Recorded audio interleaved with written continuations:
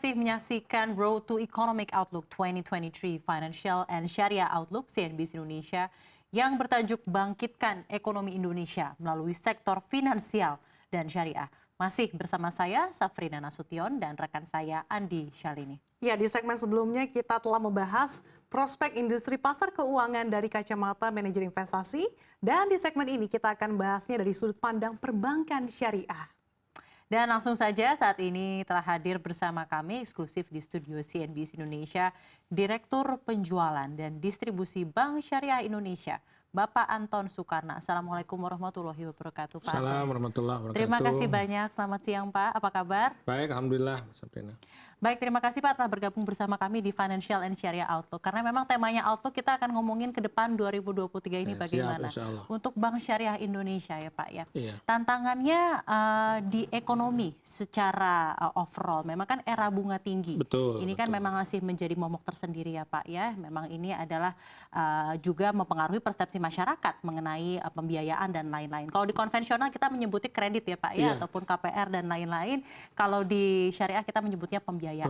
Bagaimana peluang yang bisa diambil dari perbankan syariah di tengah situasi seperti ini, Pak Anton? Baik, terima kasih ya. Jadi alhamdulillah tahun lalu 2 tahun terakhir kita berkembang dengan suku bunga relatif rendah ya di tahun lalu.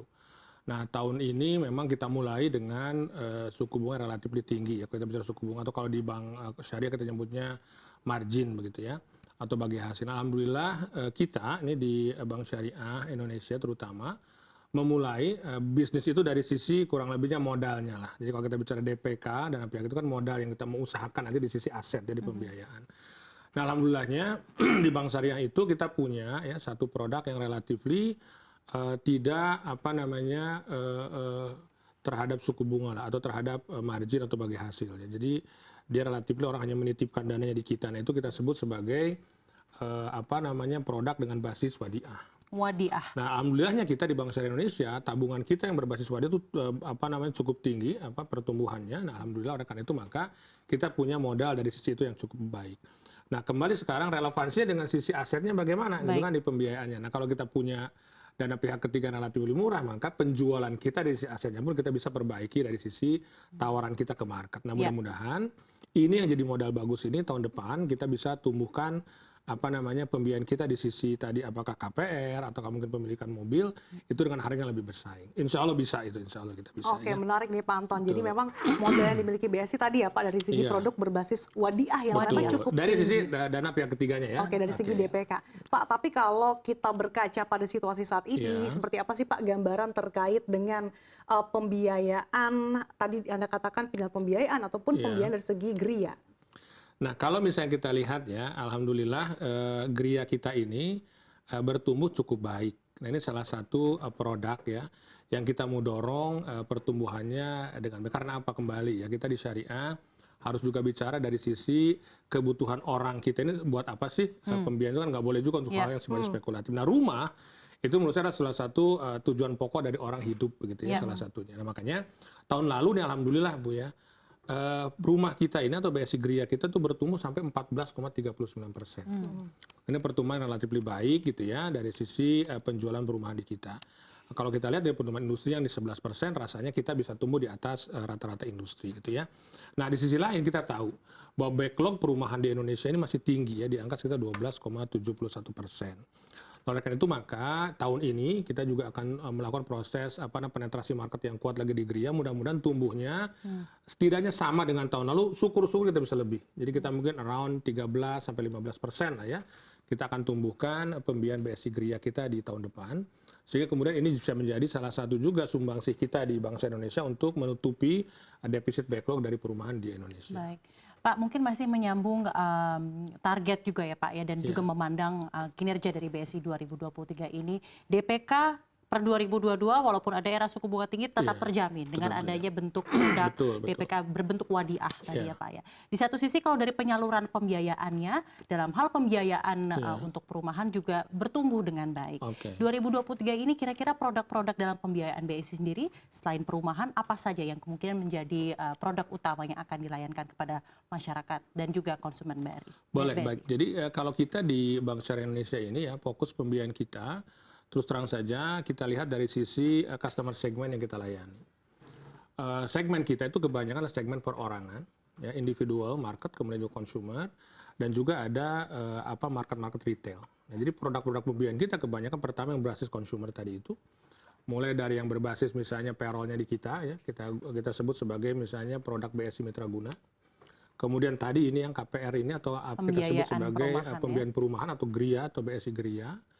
Nah ini BSI GRIA kita juga bukan cuma yang sifatnya itu komersial ya, tapi juga ada yang produk subsidi juga, baik itu yang berbasis FLPP maupun dengan Tapera. Kemudian yang ketiga, nah untuk yang berkait dengan produktifnya, kita juga adalah salah satu bank penyalur pembiayaan KUR. Jadi kalau nanti ada nasabah atau yang mendengarkan acara ini nih, ternyata butuh modal kerja untuk KUR, silakan dengan Bank Syariah Indonesia. Kita juga biayai sampai bukan hanya KUR, tapi juga untuk pembiayaan-pembiayaan di sisi yang menengah gitu ya. Dan jangan lupa juga Bank Syariah ini juga adalah salah satu bank yang juga mengembangkan pembiayaan untuk nasabah-nasabah yang komersial maupun yang corporate. Jadi kita juga masuk tuh ke pembiayaan lebar walaupun secara umum market kita itu di market yang tadi itu retail dan individual banking gitu. Pak Anton, tadi Anda sempat mention terkait dengan fakta bahwa masih terjadi backlog di tanah air. Lalu seperti apa sih Pak upaya dari BSI untuk menggenjot ataupun meningkatkan pembiayaan perumahan tadi baik dari sisi subsidi maupun non subsidi pada tahun 2023 ini? Baik, jadi kami ya secara infrastrukturnya kita kuatkan dulu. Pertama begini. Kalau kita bicara pembiayaan misalnya subsidi ya, kita sudah kerjasama dengan BP Tapera yaitu untuk penyediaan rumah-rumah yang terjangkau untuk para pegawai gitu ya yang menjadi nasabahnya Tapera. Kemudian sisi lain kita juga punya kerjasama dengan pemerintah terkait dengan FLPP gitu ya. Nah kemudian kita juga lakukan pembiayaan ini atau kerjasama ini dengan para developer perumahan yang ada di seluruh Indonesia gitu ya. Dan kemudian yang terpenting adalah kita juga present dia, kirim atau offering dengan harga yang relatif bersaing. Nah di sisi lain kita juga punya tuh kegiatan-kegiatan aktivasi di lapangan ya, mulai dari misalnya kita tuh punya namanya Live with BSI Expo. Nah, itu kita lakukan di beberapa kota. Tahun lalu kita ada di sekitar 5 kota. Tahun ini kita cobakan lebih besar lagi gitu ya. Nah salah satunya adalah menjadi ajang pameran kerjasama antara kita dengan para developer maupun penyedia jasa lainnya untuk menjual perumahan secara terbuka kepada masyarakat. Itu tadi untuk pembiayaan GRIA ya Pak di tahun 2023 ini. Namun juga tadi Anda menyebut beragam portofolio pembiayaan BSI, tadi juga ada pembiayaan mobil kalau tidak salah tadi juga Anda menyebut dan juga KUR ya Pak ya. Nah dalam hal portofolio pembiayaan yang memang dihadirkan oleh BSI kepada nasabahnya, manakah yang menjadi fokus utama BSI atau memang kesinambungan semuanya juga akan menjadi diekspor bersama oleh BSI di tahun ini? Betul, jadi kalau kita lihat ya berdasarkan market yang kita kelola saat ini di BSI ini memang market yang berbasis retail consumer, bukan individual consumer itu relatif menjadi market yang paling dominan yang kita kelola. Nah, jadi makanya kemudian kita juga men-serve segmen ini dengan penjualan yang lebih baik, lebih tinggi gitu ya. Tapi di sisi lain tadi itu seperti misalnya pasar mikro kita juga kita terus kembangkan dan kita juga insya Allah menjadi mitra utama untuk penyediaan fasilitas pembiayaan KUR di Republik tercinta ini.